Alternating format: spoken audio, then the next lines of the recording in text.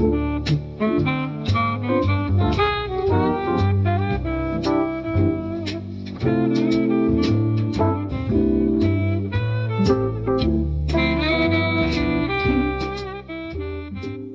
to In Front of Ira. We're Sabrina. And Torsten. Two historians. And friends. And lovers.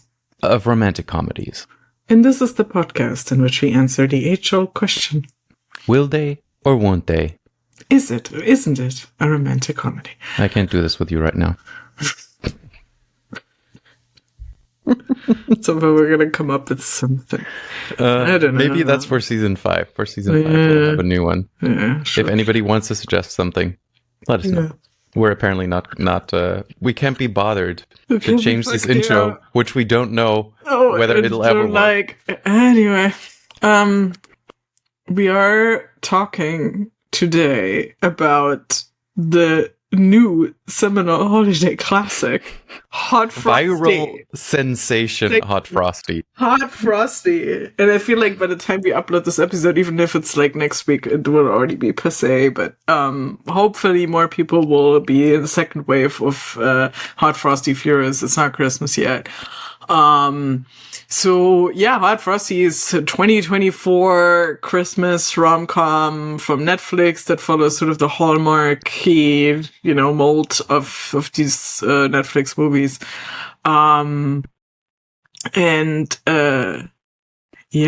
It stars Lacey Chabert I don't know how to pronounce. I'm going to go with Chabert just because I also say Colbert, so...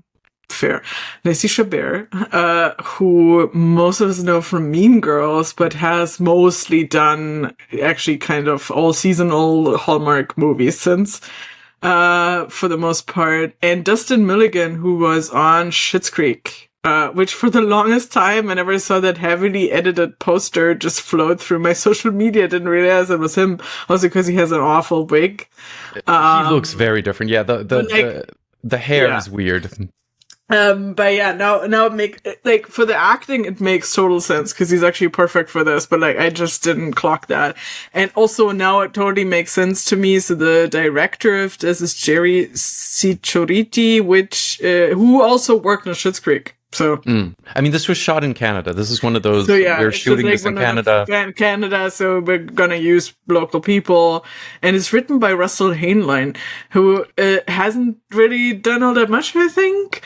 I mean, he's kind of a typical, like, he says himself that he writes Christmas movies, or like seasonal movies. And he worked on quite a few of them just this year. He worked on Three Wiser Men and a Boy.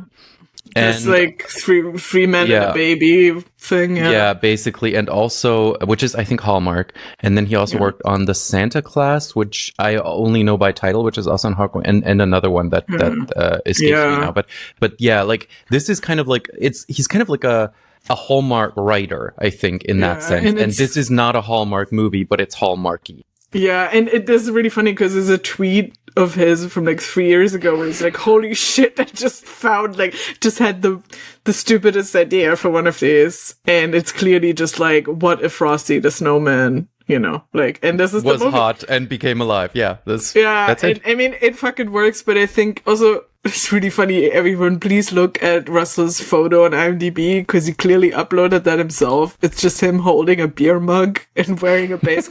He does look like the guy who writes Hallmark movies, I gotta say. But like, there's also the tone of this is very, very campy, and it's very clearly someone who understands this form and like well enough to still deliver like a proper version of one, but also make fun of it sort of at the same time. I like this a lot. Yeah, me too. For exactly that reason, because I think the hardest, like, it's easy to completely, like, it's not easy, but it gives you a lot of freedom to completely spoof something.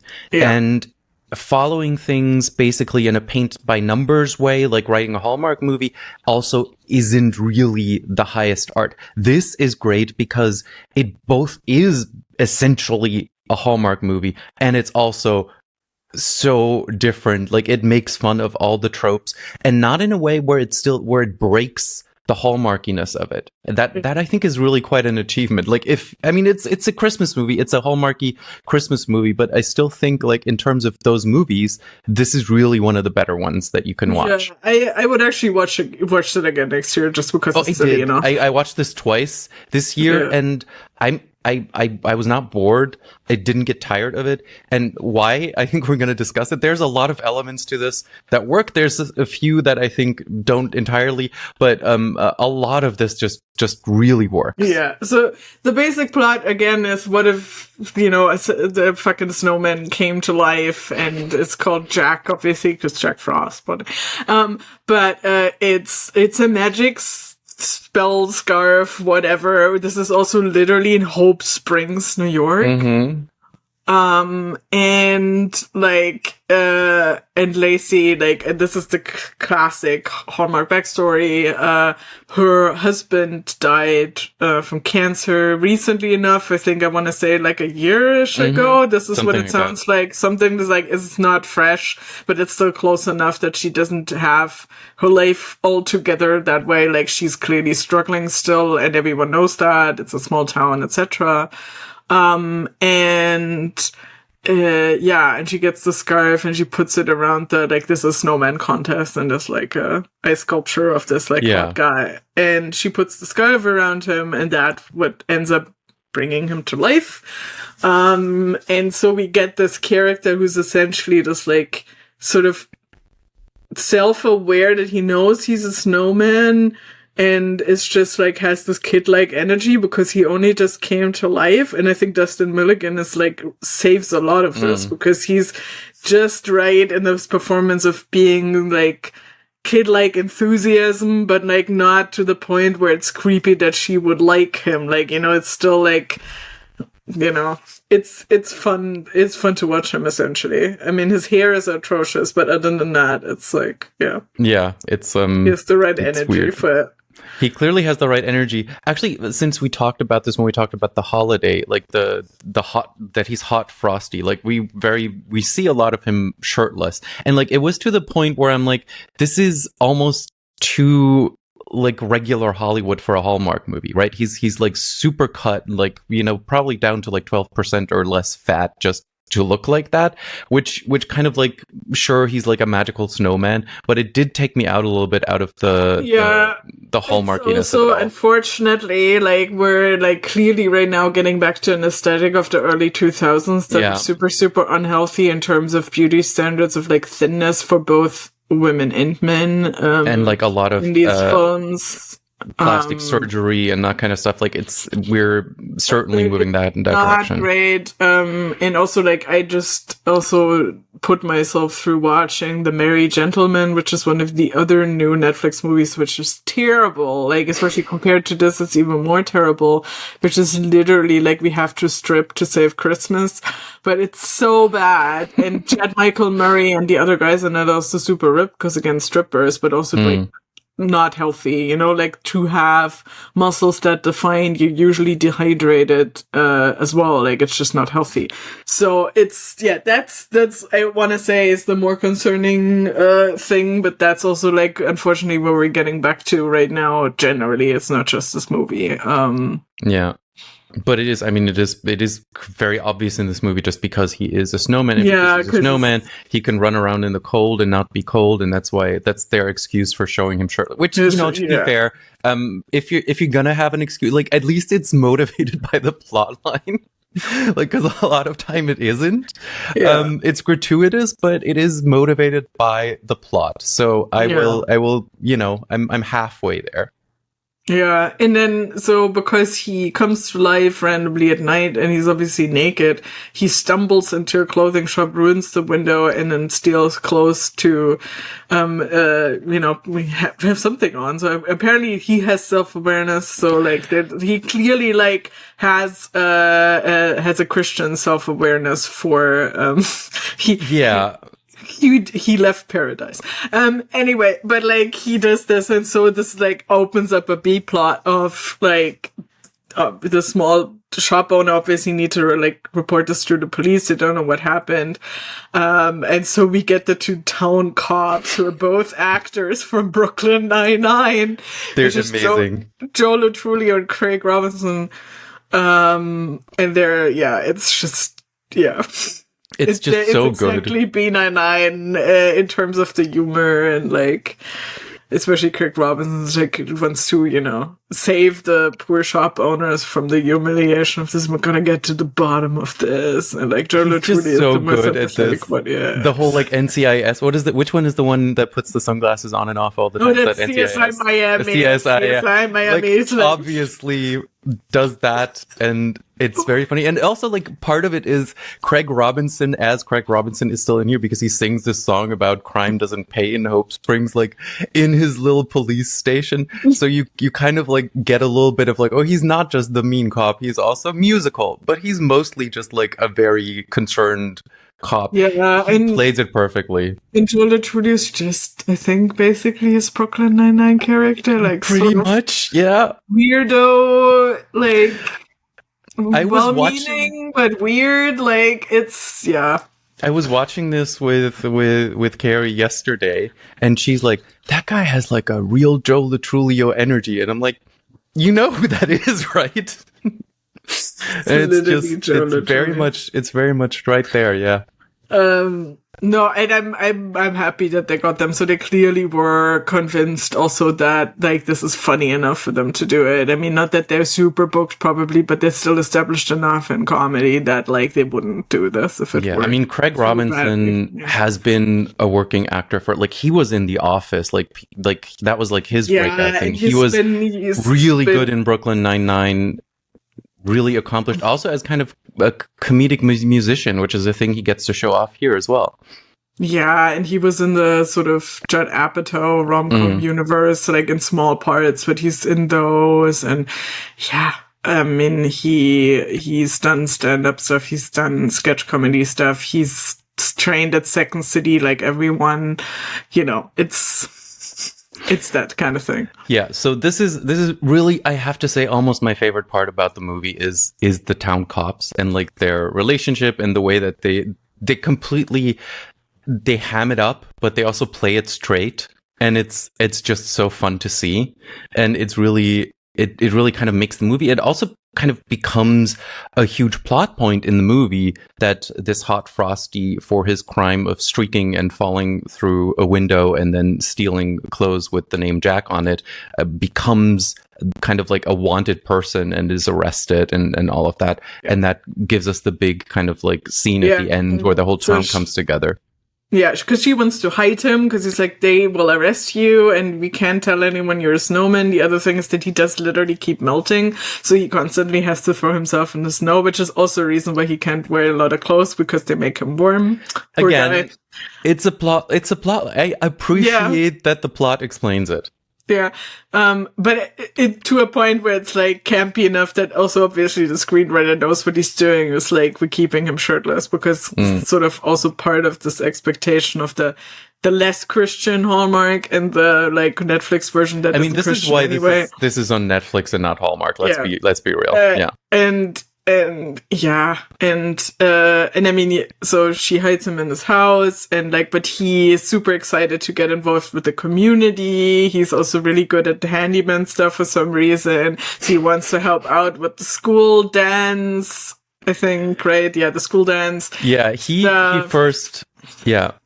So he basically, and this is one of the things that I'm just gonna have to accept that this is how the movie works. But like the way that magic works in this world is completely unexplained. Like nothing at all. Not even a gesture towards explaining it. Fine, okay, let's stick with that.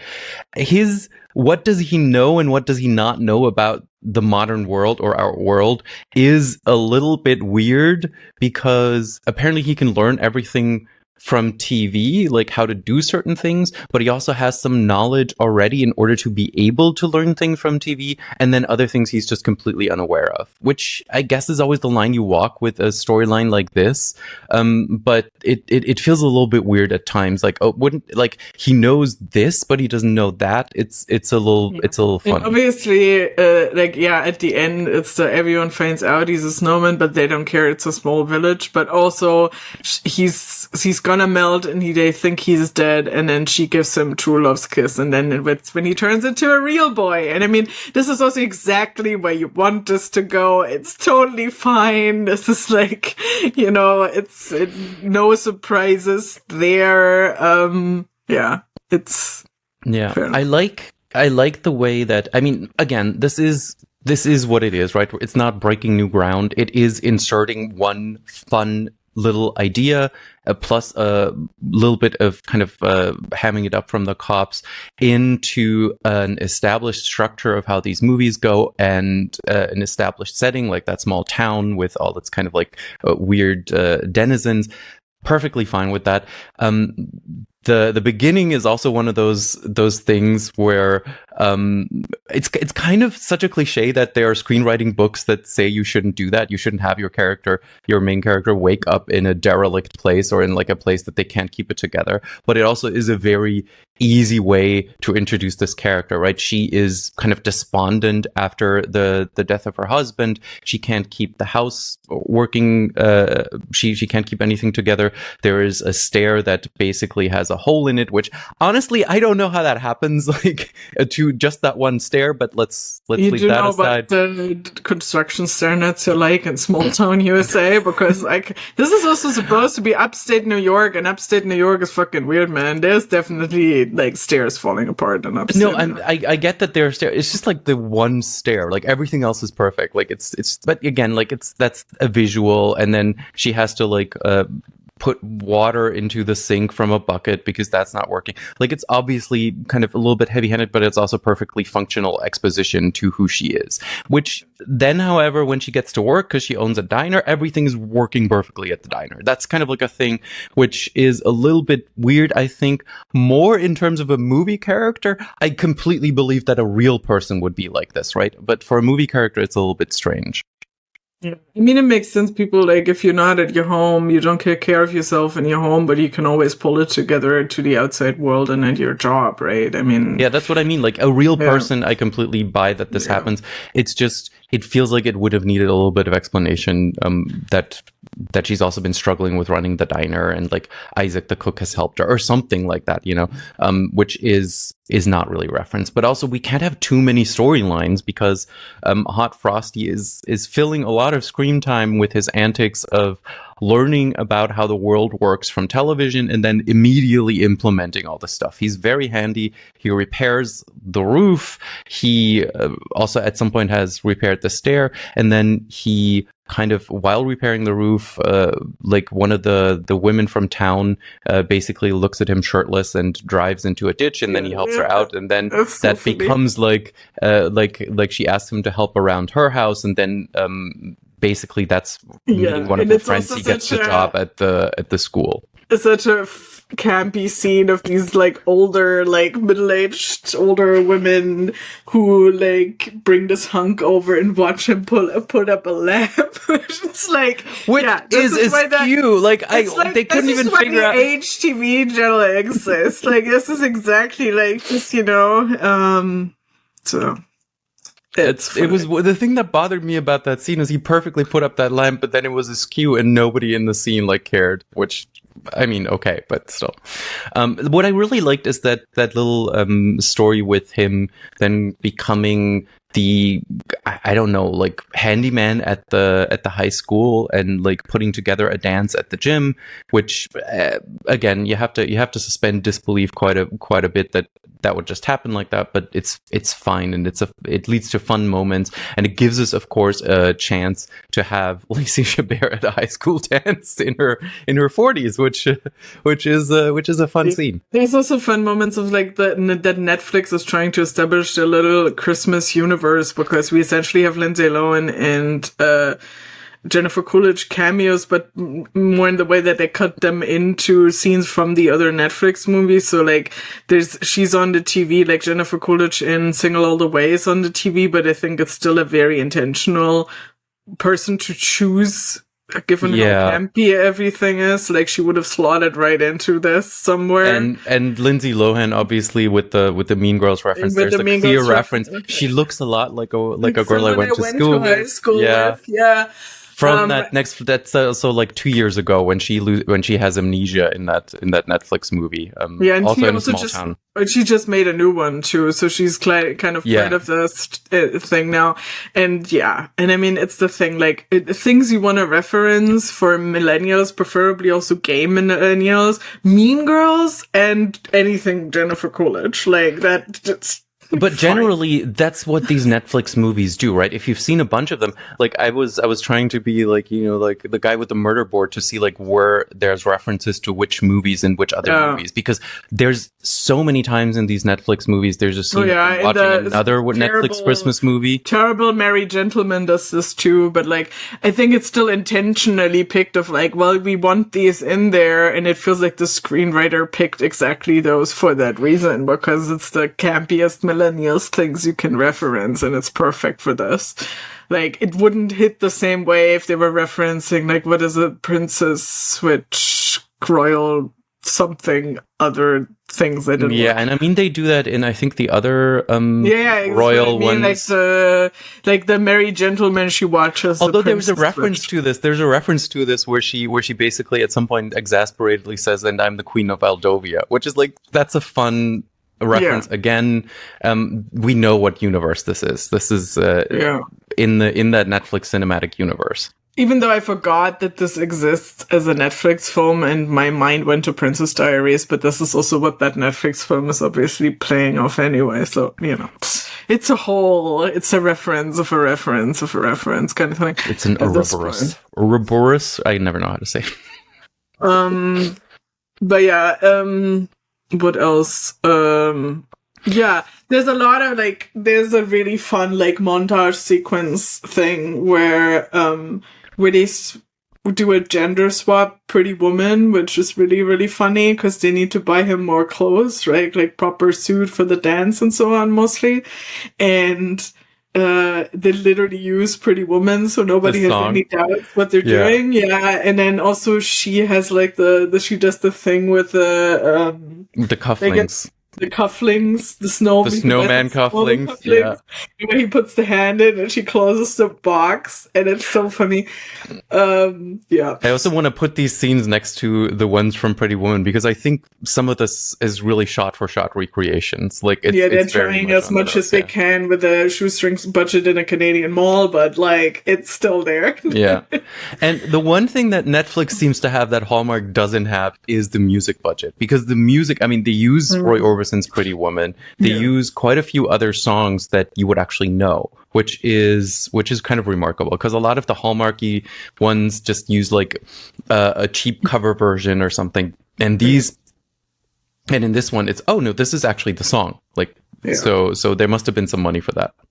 Yeah, and it's very worth it, I think. And it's really fun. And there's also when they bake cookies and she has a snowman, like a sugar cookie that's decorated like a snowman, and she just bites off half of it and he looks at her very shocked. I think there's a bunch of that in the credits, in the bloopers, right? I was already I got bored with this movie, but this completely sold me on it because it's so funny.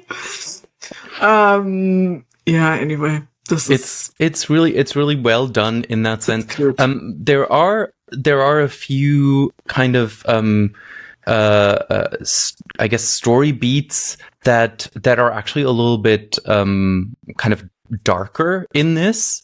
If you think about, well, first of all, her husband who died of cancer, and this is one of the things where Hot Frosty tries to find vampires in the house, sure, as you do, and then stumbles across in the basement the medical records, which are weirdly printed in Comic Sans or something. I don't know what was going on there.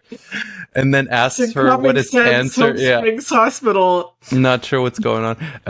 It's not Comic Sans, but it looked a lot like it. and then asks her what is cancer, and he's like, he knows what vampires are, but he doesn't know what cancer is. Yeah, but he it's watched a vampire movie before. We saw him. I don't know if it's. I don't think it's not Nosferatu, but like because he learns everything from TV, so that's why he thinks everything on TV is real. Come across Grey's Anatomy yet? That's what we're thinking. Okay, but no, like the whole like cop trying to lock him up, Law and Order thing, which I think is the reason this works is because it's Craig Robinson, right? It's a black sheriff, and it's played for comedy, but there's kind of a really dark thing underneath this, right? This idea of like you commit a minor crime and then you're hounded for it, and it's I don't know, it kind of hits different, I think, than it necessarily was meant to, but then it also becomes this weirdly kind of progressive criticism of like the policing industrial complex at the same time. That's it's a strange mixture that works because of the way that's put together. It's also I think it's fun. It works because it's also, there's the cozy mystery structure, right? Where the big criminal case is like, oh, someone broke into the local clothing shop. It's not murder or something. But he's so obsessed with it because he clearly also watches, again, too much CSI Miami and other things like that. And it's, he also, like, Snowman, confesses at some point that it was him that he like needed the clothes and and needed help, even though he obviously at that point doesn't tell him it's because he's a snowman come to life. But and they forgive him, and it's like, well, you try to make it right, and because he buys them a new window that was broken, and they're like, you can keep the clothes and whatever, and they tell that to the cop, and it's like, you can drop it, and he's like, no, I have to persecute, like, because and this is also a great scene when after he has replaced the window, and then Craig Robinson like approaches the shop and looks through the window that's newly installed, and he says, "You can replace the window, but you cannot take away the pane." And then the shop owner, "No, but it's a new window pane." And he's like, "No, pane, Pain. It's a metaphor." It's just I love these silly scenes. They're just the thing that struck me about this movie is it is perfectly made for two groups, right? For like millennials and like millennial parents, and also for 6-year-old children. Like 6-year-old children would love this movie, just like the snowman who doesn't quite understand, like that. You don't question like how that works in the world and why the magic is like this way, or like you don't, like as a kid. So it's perfectly set up for that. Like if you have like small children, you watch this movie, they will get such a kick out of him just running around doing weird stuff.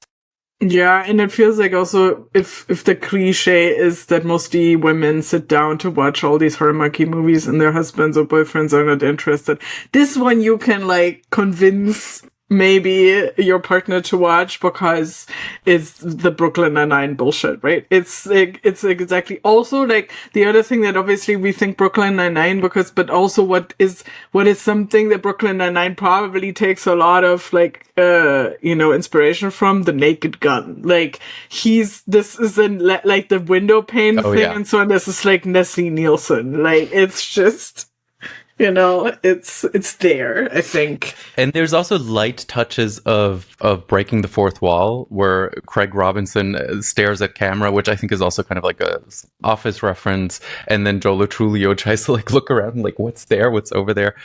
Which is a thing that's been done in other shows as well. But it's really funny because it's only the two of them who do this, and nobody else seems to. It has its kind of run of charmingly odd town residents who mostly though only kind of like get to shine at the end when they all come together. And I kind of would have loved to see more of the odd town residents having their moments, but this is, even though it's not a Hallmark movie, it has to kind of stick to the like 90-minute mark. I think that's kind of like a thing that a lot of these Netflix holiday movies also have to do. And so you don't get extra moments for this stuff. And you have a point also about this probably appealing to kids because they have that little B plot, at least, of when he helps at the school dance. There's two kids that are maybe 12, 13, who he sort of sets up, and then they go to the dance together, and so it's there too. And then they also at the end chip in for his bail, and it's like the kid's having the last like dollar, that kind of like trope and thing that's as well. The kid, that's Craig Robinson, like that's the sheriff's kid, and then the sheriff. Like, it's the sheriff's son, because in Hot Springs, New York, there's only one black family. But it's like. But yeah, of course, it's also making use of all of these like tropes. I feel so like IMDb. This only has a 5.4 rating. I saw that. I think they're wrong. They're actually wrong. Yeah. Like you're just wrong. Like you like clearly this is not. But it's like, but it's self-aware of what it is, and that alone should give you some like. Yeah. I think it might fall into like a weird gulf between it's kind of a Hallmark movie. So if you just like the Hallmark movies without the extra fun stuff, you might not like this as much. But also if you like a quirky like holiday movie, if you like watching Elf or something like that, then this doesn't quite get there in terms of production value and also in terms of storyline, right? They just don't have the ability for the budget that they're making this for to kind of like do extra, right? If the writer has to write like 3 or 4 holiday movies a year, then they're not going to spend a whole like 6 months making sure that every I is dotted and every T is crossed on this movie script. So I can kind of see that. It really shows the production history in that. And if you want this to be a more high budget movie, you're also not going to be happy with it. Yeah. I'm just in the IMDb reviews, and someone had the best suggestion of like, I would change one thing. She should have put the scarf on the dinosaur sculpture. That's the sequel. It's like Night at a Museum, but it's this. But also what puzzles me, and this is one of the straightforward 5 out of 10 stars, who the hell came up with this? Like, who even thinks of making a movie about a snowman coming to life? I'm like Frosty the Snowman is like a standard Christmas trope, which is also why someone probably like, I mean. And there's also this one weird one where the snowman. Russell Hainline, so I'm like, hopefully not offending him. And I say he probably was at home smoking weed when he put that tweet out. I'm like, I just had the numbers. I'm not disparaging anyone here. But yeah, like this, like of the movies of a snowman coming to life, this is certainly not the worst. But there's really weird movies of snowmen coming up. There's one where like the snowman is a bat or something. Yeah. No, also like ones that are meant to be heartwarming but are just weird. I don't quite remember the name of one, but there was one that's just completely that does everything wrong, where this one does it right, like that doesn't quite understand its own tone and doesn't quite hit. And this one again, like I'm not a fan of like we just have like weird magic in this world and we have not even like a hint at explanation to this. It's okay for what it is because it's not really needed, but I just would have liked a slight gesture towards it. And what's really funny is that the unexpected thing happened. Rotten Tomatoes, the critics rating is 80% and the popcorn meter is 53. So yeah, I think this is just not reaching the right audience as always. But the critics like are with us and they're like, well, it knows what it's doing. So, if you like this kind of meta commentary. Dumb. This is fine. Like, this is fine for what it's trying to be. It's not trying to be anything else. Cool. And honestly, it is like in terms of like actually making social commentary in the broadest sense, this is much better than like all like the other like Lindsay Lohan movie or the ones where there's one with a photographer. There's like so many of these. This actually has like it has a point of view, right? This is the thing. Like a lot of these other ones just have the point of view of like we are a classic kind of like Hallmark Christmas movie. This has a point of view. this also has the script that just hangs together. Like, again, it's not surprising. These are not supposed to be, but it just hits the right beats at the right time. It has the right pacing, these kinds of things of like basic writing. And I'm saying this again, having watched The Merry Gentleman and a life, like blocked it on Blue Sky, which is so bad, where the pacing is way off, just like, it's not even watchable, like, from story beat wise, it just makes no sense, to the point where I'm convinced half of this was written by AI. Like, it's fucking weird. Like, even the pacing of this was so off that it, like, holy shit. Like, what the hell? And the dialogue as well. The dialogue in this is genuinely dialogue that you think human people would actually utter. I tried to watch the other day on a train. I tried to watch, I think it was called A Christmas Made to Order. And I really stopped it after 2 scenes, which both begin by each character addressing the other one with their first name and basically what they do. So you know right away. And it's like, no actual people talk like that. Yes, Sally, how are the sales at your bookstore going this time of year? The bookstore that you got from your aunt that time. Yeah. Yeah. And it's just like, it was like, no, like, you gotta do better. You gotta do better. And this does better. Like, I watched it twice now. I'm okay with watching it the third time. Let's put it that way. I'm very, it's not like the classic Christmas movie that I will pull up and ignore all others. But like, if there's like, you know, like a 12 Days of Christmas movie or something, I think this is gonna come up. This is gonna be one that I would watch. Sure, like I will probably just watch this again next year, especially if so many of the others are so bad. Like, yeah, the one thing that I think we need to talk about is the title, because the title is kind of, it's one of those like that really made me not like it when I was like, oh, this is dumb, because like he's hot but he's Frosty, and like it feels a little too on the nose. And then I saw in the short blooper clips in the end that this does, which, by the way, this does, right? We Are a Society again. We do this again. There's a bloopers, although The Merry Gentleman had a blooper reel that wasn't even funny. That's how bad it was. Because apparently Netflix is trying to reestablish this.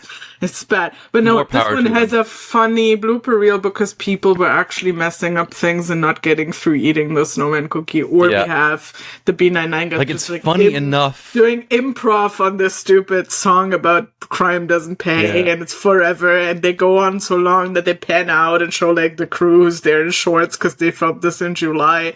You know, like the things you want to see. Actually, this is the thing that you notice from the slate at some point. You see both that it was shot in May, and you see what its original title was, which I actually wish they had capped, which is Love at Frost Sight, which just really made me laugh. I also want to read this one review from Michael Cook at KLRT TV. The premise of this film is absolutely silly, but it works. It's the Citizen Kane of Hunky Frosty the Snowman movies. Which kind of, I mean, it's perfect because you put it in a genre, right? You can't be the best movie, right? That's not a thing that you can be. You can be like the best at a very specific genre. And this is a very, very, very specific kind of movie. And I think you should judge it against other movies that are like that. So it is the Citizen Kane of Hunky Snowman come to life movies. Probably for all time, unless, you know, we get like nobody's a gonna sequel. do that trope again. Yeah, it's that's what it is. I'm still laughing. Like, I actually laughed a couple times. Like, that's the other thing. Like, is this romantic? Is this a comedy? I'm gonna say yes. And it's not just kind of like a cheesy romance movie, which a lot of times Hallmark movies actually are. Like, this is properly a comedy because it's properly funny, not just from the snowman cookie scene, but also like the Brooklyn Nine-Nine inserts and like the song and the way that the townspeople act, who I think some of them were like literally on picket fences. There's like a little bit of a like 90s David E. Kelley sensibility to this as well. So, this movie has a tagline, believe it or not. I know, I was so excited. Someone is proper. It took a snowman to melt her heart. There you go. Yeah. It's very, very basic TV movie tagline. Do you have a fake tagline?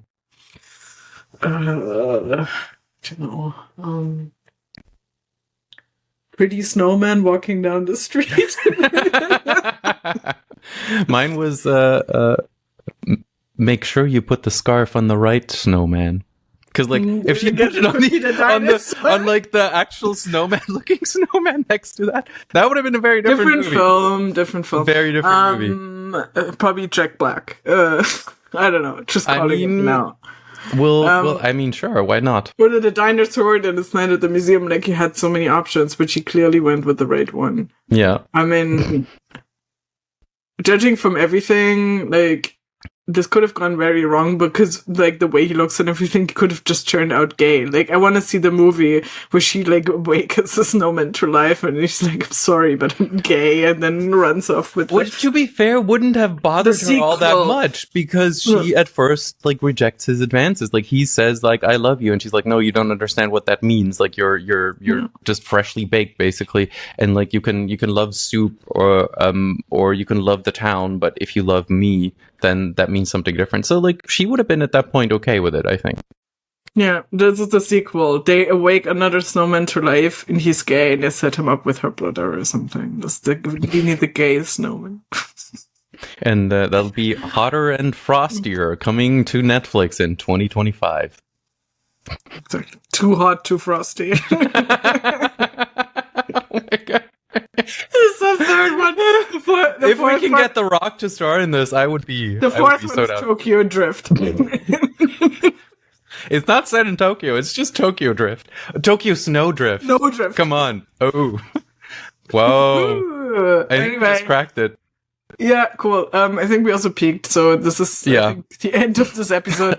In this case, I guess, happy holidays. I know we'll have more episodes coming out after this, but this might be one of the ones you listen to. So. Yeah, I think if I have this right, then this will be the last one before actual Christmas, and we'll have more episodes into January, but this will be our Christmas episode, so happy holidays, Merry Christmas, not quite yet New Year's because we'll have an episode before that, but, do what makes you happy. Eat some snowman cookies.